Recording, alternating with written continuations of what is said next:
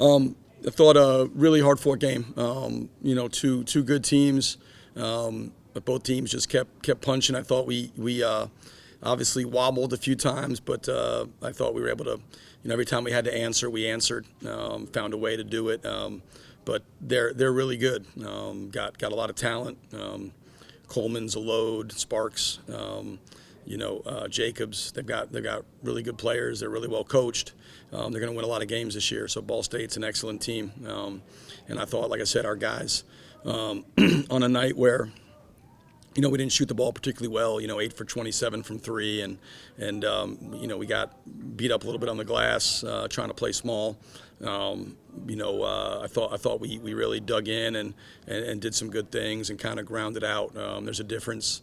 Sometimes you can play poorly and shoot well, and it covers it. Sometimes you can shoot poorly and play well. And I thought we shot the ball from three pretty poorly. Some of that was them. Some of that was just us missing shots.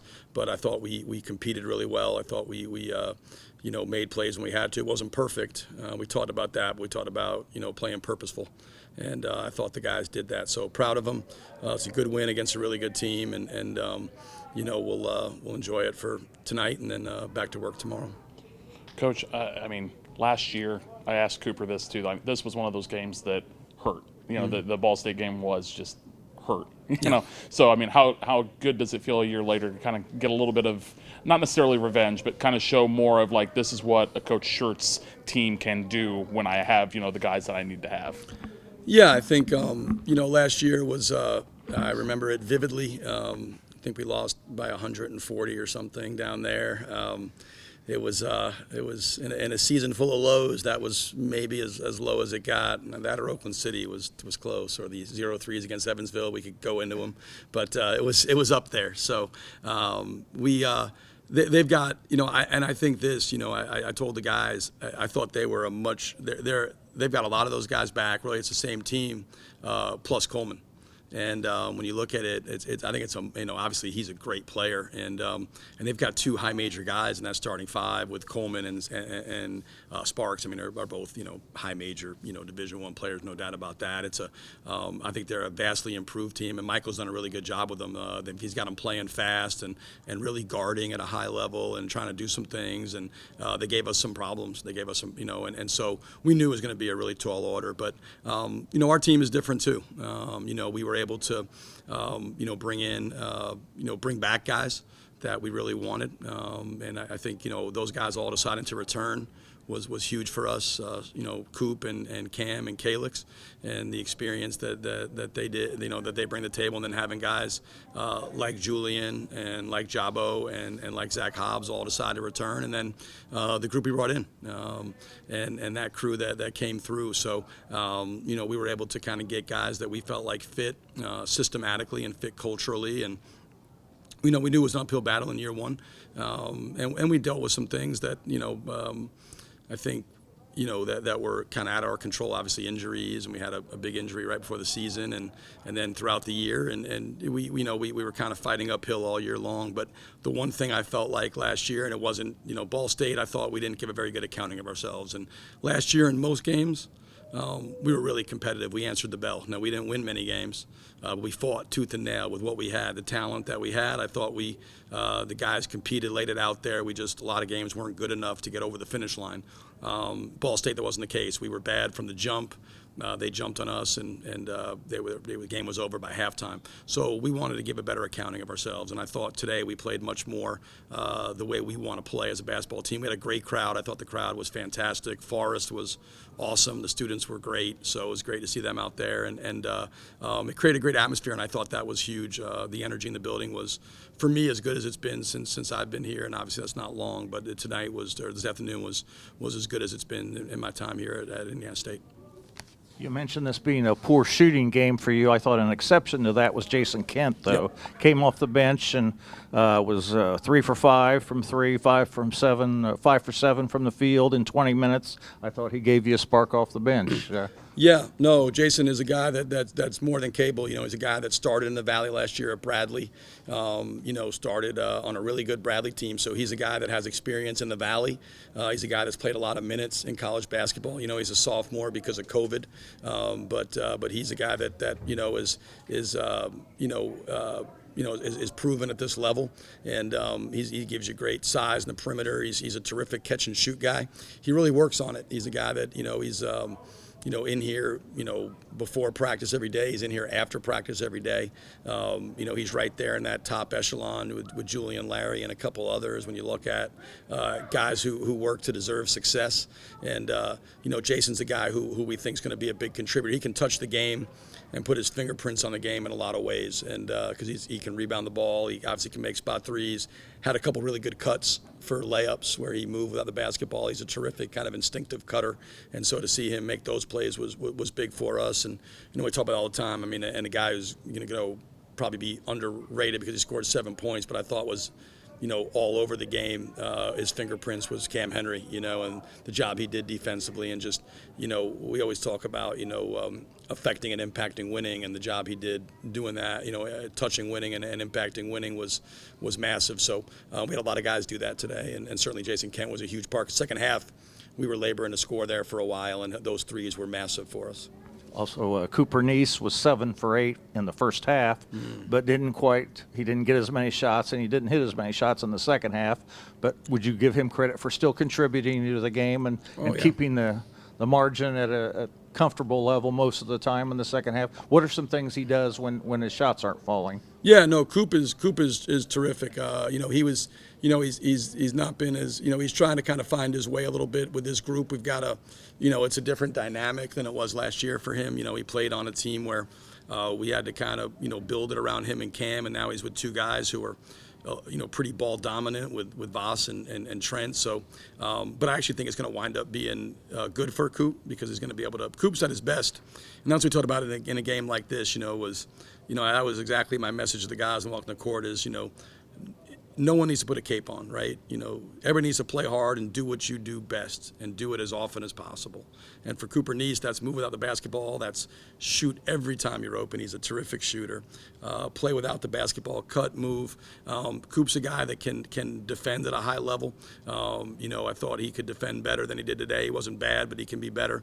He can rebound the basketball. He's got good feel, simple feel. He can, because he's such a good shooter, create overreactions defensively and make simple reads and create advantages for us. So he's a guy that can touch and affect winning in a lot of ways. But the thing I wanted to see from him, which I did see today, was for him to be aggressive.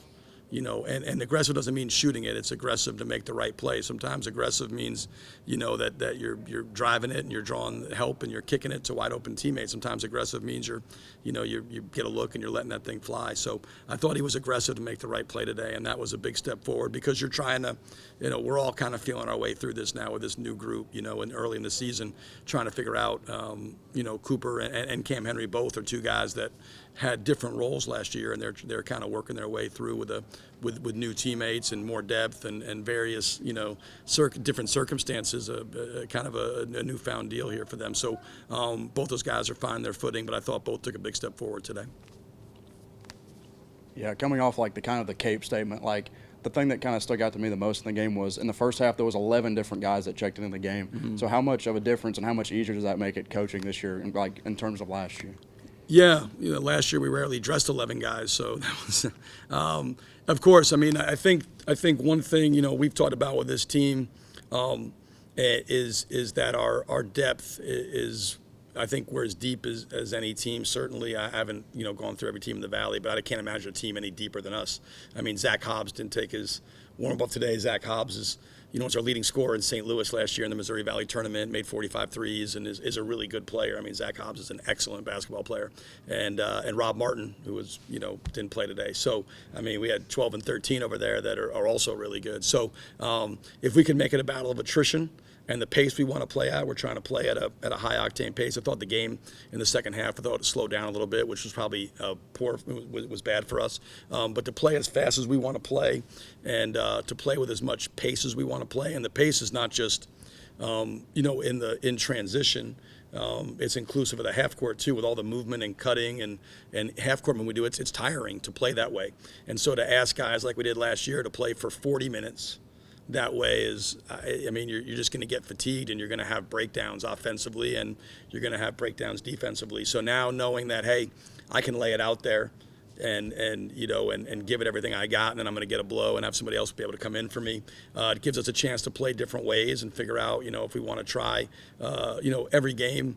I think, there's different questions posed, and having that depth allows you to have, it gives you different solutions to the answers. And as a coach, that's comforting to know that, you have different answers to the tests on that bench, and you can try different things to figure out what maybe is the best solution because every game is going to give you different questions. You got to answer different questions depending on opponent situations and all those things. And that was a big part for us tonight was the opportunity to dig in the bench and find ways and get guys rest when they needed it. We saw a lot of double teams and triple teams on Sparks down low in the post tonight. Was that a pretty big point of emphasis in practice? Is that something you think we're going to see a lot more as the season goes on with like other bigs? Yeah, I mean, it depends on the big. I think, the first two games, we've had to do it. We didn't have Cade and Robbie in the first game, our two bigs, and they came back to practice. Cade was out for 2.5 weeks with an ankle, and he came back. First day back was Wednesday. Robbie Avila was out for, basically 2 weeks. He, had an ankle sprain, came back, practiced one day, played one day against Tusculum, then got the flu, was out for 7 days, lost, 8 pounds or something in the week he was out. So he really got hit hard by the flu. He came back Wednesday. But those guys weren't, fully, ready to go today on 3 days practice. And so we knew we could play them. But I thought with Sparks, if we were going to be small, we had to bring double team. He's such a good player. He's such a force inside. And our ability to get in there and if we played him one-on-one, there wasn't much we could do. Not only can he score, but he's, he misses and he gets his offensive rebound as well as anybody in the country. So for us, it was trying to keep it out of there, which I thought Calix and Jabo did a great job of. And then I thought our guys on the help side did a good job of being in there. And then I thought when it got in there, I thought we did a nice job of swarming it and trying to dig it out of there and make it difficult for him. We committed some, bonehead fouls. But outside of that, I thought we did a fantastic job of making it hard for him to score in the post, and really proud of our guys. Same thing with, Cade Meyer. Just the first two games, we've had bigs at, Green Bay. That their best player was Meyer, and certainly Coleman and Sparks are those guys for Ball State. So you're going to game plan for those guys and try to do your best to not let them beat you with their, with their best punch. We saw it or heard about it with the scrimmage against Youngstown State, about how, you are so deep that sometimes guys that are used to playing huge minutes aren't. Chabo was the perfect example of that today. He sat most of the first half, sat for most of the second half, but he was engaged the entire time on the bench. He was engaged when he was on the floor, and he's giving up a foot to Sparks, and he's still going out there and just playing his, what off. Yeah, no, you're so right, and I hit that in the locker room. That's a great point. I thought it was, it's a credit to him, right? I mean, to be able to sit there and the game is gonna unfold certain ways, and we felt like we didn't play him much in that first half, and he comes in the last 2 minutes and could have sulked and come in and and he comes in and bangs a three right away and busts his tail, and then he's guarding his butt off, and then the second half, I know there was a point I'm watching, and I was on Coop because they were trying to target Coop and they were going at Coop, and I took him out for a little bit because they were going at him defensively, and I didn't, they were having some success, and so I was putting him back in, and I was watching Jabo fight with Sparks down there, and Sparks is just throwing him around. It's like a rag doll in there, and I walked over to Coop and I was like, if Jabo can guard Sparks, you can guard any, there's no reason you can. I said that's how winning is done. Like, that's really like what you're witnessing out there, watching him be thrown around in there like a rag doll and fight and fight and fight and try to front and keep it out of there. Like, that's how you win. Everybody thinks the winning is done in, the threes and the dunks and all the pretty stuff. And that's all nice, but like, that's how you win. Like, that's where you win games, and that's how winning is done. And what an effort. And it goes back to with a team where you have depth, like anything. it can be your greatest strength, and it can also be your biggest weakness. It's like I tell the guys all the time, fire can warm your house or it can burn your house down, right? And all depends on. So for us, the only thing that will keep our depth from burning our house down is the character of the people involved. And we have unbelievable character in that locker room. So I'm very comfortable that while guys may get frustrated, and they should because they're competitors, no one's going to get discouraged. No one's going to be a bad team. They're going to come back to work Monday. They're going to support this group. And then when their opportunities come, because they will, they'll be ready to take advantage of them, just like Jabba was, just like Calix was at Youngstown, and on and on. Everyone's going to get their opportunity on this team because the game, again, is going to present, different questions, and we have a lot of solutions over there on that bench. Any other questions? Luke asked the guys about Jew. Yeah. And I think that's another great one to ask you. Yeah. Or maybe the last one tonight. Yeah. 2 games, his fingerprints have been all over both of them. He's playing starter minutes, coming off kind of as your 6th man, doing everything that you have talked about tonight you want a player to do. Yep. We're going to talk about Jew a lot this season. I just have a feeling about We it. are. But I think the great question is, you weren't here for his freshman year, obviously, but the improvement you've seen just from last year to this year with Yeah. Julian Larry, he looks like a completely different ball player. He does. Julian is, when I got here, I watched film on him and I was like, I don't see how he fits. I don't. What does he do? I don't know. He's like a 6'2" shooting guard, and he doesn't. And I just didn't see, and then I got to meet him, and he's such a good kid. He's so engaging, and I'm like, he's a great kid, and and so then it was more that, and then last year, his work ethic stood out, but he was just. And he and AP were in here all the time. Alex Peevler, who does a lot of our player development stuff, he and Bryston, and they were in here all the time. And Jew, last year, I didn't think our culture was great, but Jew and Sam Mervis were 2 guys who were in here all day, every day. And his work, he's one of those guys, like I say this all the time, and he's developing into a very good player, but just because there are good players who are not good winners, right? There's a lot of times a great player cannot be a great winner. And sometimes there's guys who aren't great players, but they're great winners. Jew's a great winner. He's all about winning. That's all he cares about is his team being successful. If Jew scores 0 points, Jew is as happy as if he scores 20 points. Jew is all about doing the things that allows his team to have success. And his work ethic, his competitive character, the way he, the kind of teammate he is, his care level. He's gone from a guy that I didn't know, when I got here in April of 21, that how is he going to play here, to a guy that is indispensable, right? I mean, he's indispensable, and he did that tonight with 6 points, like we said with Cam Henry. Julian Larry is, and I'll say this all year, he is the ultimate winner. He is a winner to his core, to his fiber of his bones. That kid is a absolute winner, as big a winner as I've ever coached, and we're so fortunate to have him here at Indiana State.